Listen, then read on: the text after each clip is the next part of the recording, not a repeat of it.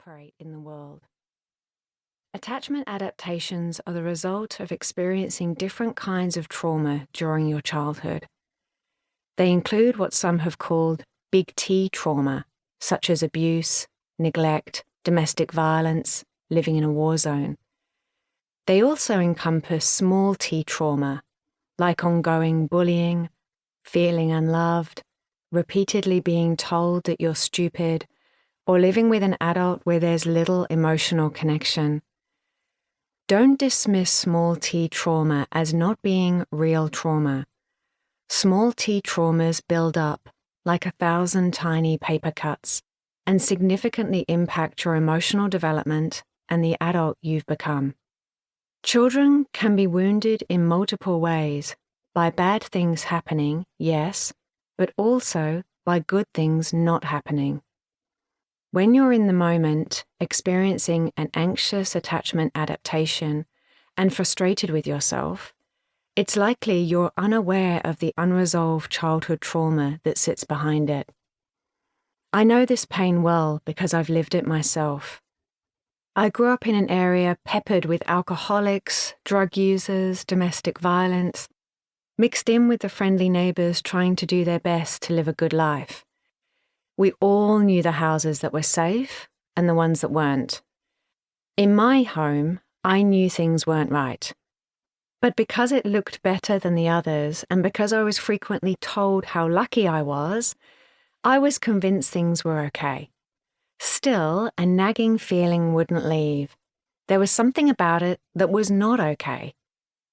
Only as an adult could I see that for most of my childhood, my dad suffered with mental health issues. As a child, I was confused. Why didn't he love me? What was wrong with me? Why wouldn't he speak to me for days at a time? I learned to be vigilant around him, to watch for signs of upsetting him, and to moderate my behaviour. I learned that love was not freely given, that love was conditional, and that something about me was unlovable. My anxious adaptations around relationships grew out of this fertile soil. After I left home as a young adult, I continued a pattern of landing in relationships where I felt anxious. I fell deeply in love with a man from a strict religious tradition. We wanted to get married, but both he and his parents wanted me to convert. The subtext said, "We will try to break you up unless you convert. If you do what we want, you'll be accepted. Maybe."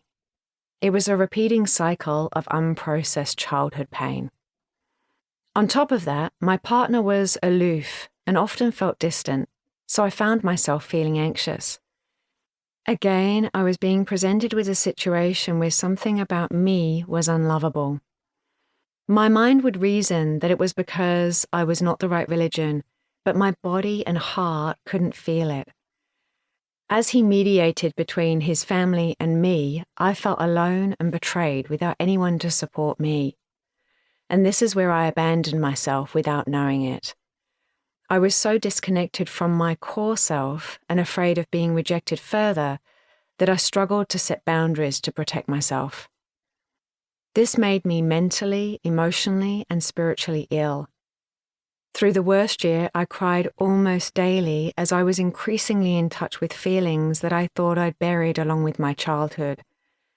I found it challenging to regulate myself. I didn't recognize myself and knew that I needed some help.